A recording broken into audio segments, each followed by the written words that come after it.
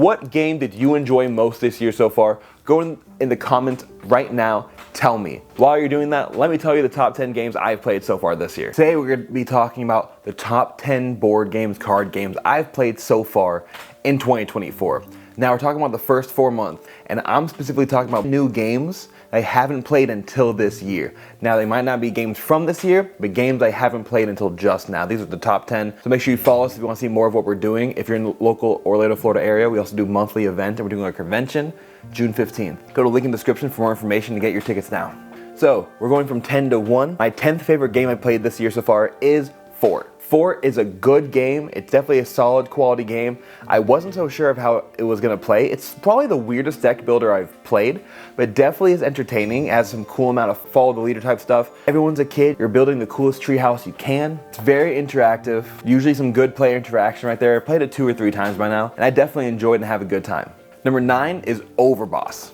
Now, both Fort and Overboss were sent by the companies Leader and Brotherwise respectively for Caravan, Convoy, Event. So I'm playing all these games to get them in. Now, no matter what, I had not played Boss Monster at the time, and Overboss was a very, very fun Carcassonne style dungeon builder almost. Everyone has a 4x4 grid or 4x5 grid. You draft a tile, and then you take its respective monster with it, and then you put it somewhere on your layer.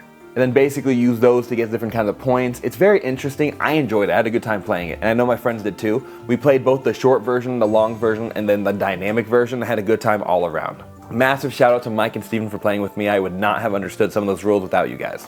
Number 8 is called Hard to Get. Now it's not even in America, and it's a really, really funny story of how we even got that game. I don't have the game personally, but someone in my community does. Hard to Get is in Europe. It was displayed at Essenspiel. Definitely a better version of Codenames because it's the whole table playing collectively, and you have to try to eliminate everything except for the bomb, essentially. In Codenames, you're trying to get your side right and not get any of their side, and you don't want to touch the bomb.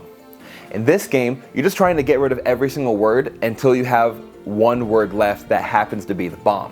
You basically want to touch everything except for the bomb, except for the clues that they give you are completely useless. So there's 16 cards on the table, each different words from various different things. We had the Matrix, we had Burger King, we had like North Pole, all those weird nouns and proper nouns. And once per turn, whoever was it, which is it for the whole round, flips over a card, and they have to decide if it's either one thing or another thing.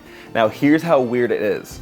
The questions could be, is it more Paris or is it more Burger King? Whoever's in charge has to just say one or the other. They can't explain, they can't give facial cues or expressions. They have to say, is the target word more like Paris or more like Burger King? And you have to listen to the players use their logic to try to see which one it is, which one it isn't. And it is very hard to get a win in this game, which is why it's very, very adequately named Hard to Get. I strongly suggest playing this if you can. If you can get a copy in America, it seems like a very fun game. And I would love to get a copy for myself. Next, called Fake Artist Goes to New York. I think it was a very, very fun style of Chameleon. Chameleon, as everyone knows, is a very simple game where everyone knows the target word except for one person. Everyone has to say 1 or 2 words about the target word without revealing too much, and then you collectively vote who do you think doesn't know the target word. If you vote the Chameleon, then you win. If you don't vote the Chameleon, then everyone but the Chameleon loses. Fake Artist Goes to New York is a very similar preface except for artistry.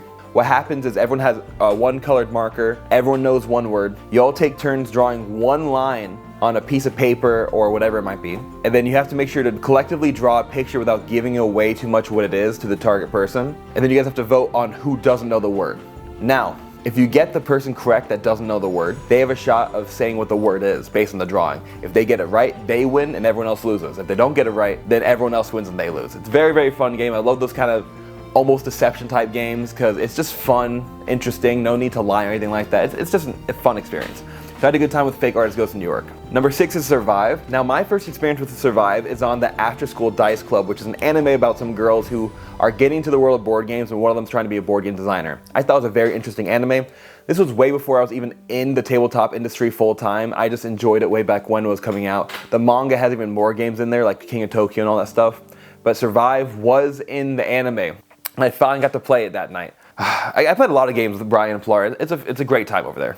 Survive was a very, very fun take that type board game that I think I won or we tied. Survive is a very, very fun type of game where everyone's stuck on an island and you have to try to use the boats to get off the island. except people are, you know, using sharks to chase you down, using whales to knock you off, using like krakens basically and squids. Very fun experience. I strongly recommend. It's very, very low action. Doesn't take too long, but still is a full experience for a board game. Number 5 is an IRL bullet hell board game called Bullet. Now there's Bullet Star, Bullet Heart, and a bunch of other bullets developed by Level 99. I thought it was such a unique experience. I love video games. I always try to see how video games can be inside board games as much as possible. This really did a bullet hell justice. It was a last man standing puzzly game, only 3 minutes per turn, so you had to make sure you're going quick on your actions. So it really did feel like these bullets were coming at you, fighting you, going. You have to like dodge, punch, you have to actually like use your skills. It's like Tetris, but almost 4-dimensional Tetris. It was very, very interesting, and I think I got out so fast. We didn't even make it halfway through the game before one guy won. It was a very close game for other players that weren't me.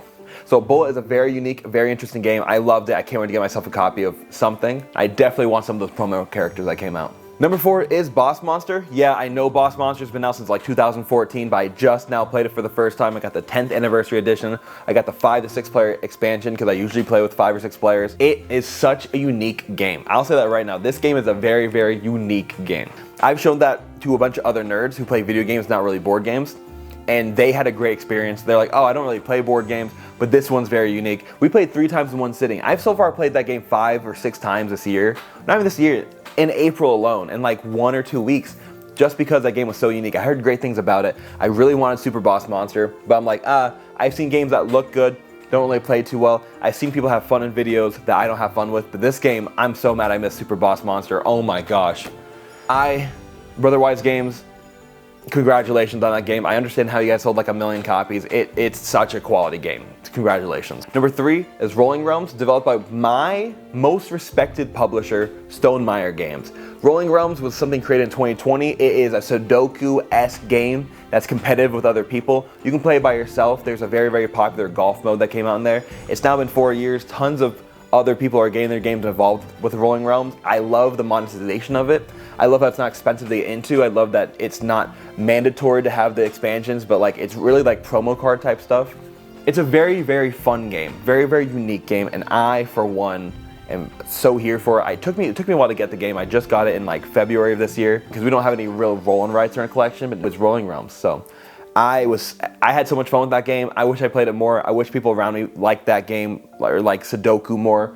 But I do have a small community that I just pull that game out when we want to do a quick 10-15 minute game. It is such a good experience. I love it so much. Number 2, another game we played with Brian Pilar and all of them was a super, super cool game called Think and Sync. Think and Sync, you have a partner and one person reads off to the partners what is the best cheese, 1, 2, 3, and you have to say an answer at the same time. If you both say the same word, it's a point. If you don't get a point. You do that for all the groups of people. You do that a certain amount of rounds, and whoever has the most points wins. Me and my wife were on it for a while, and then we fell off it. We got last place by like 1 point. It was such a funny game just to watch and experience. Oh my gosh. I enjoyed it thoroughly. It's another good game. I don't really like party games too much, but some of these games are like really, really getting good.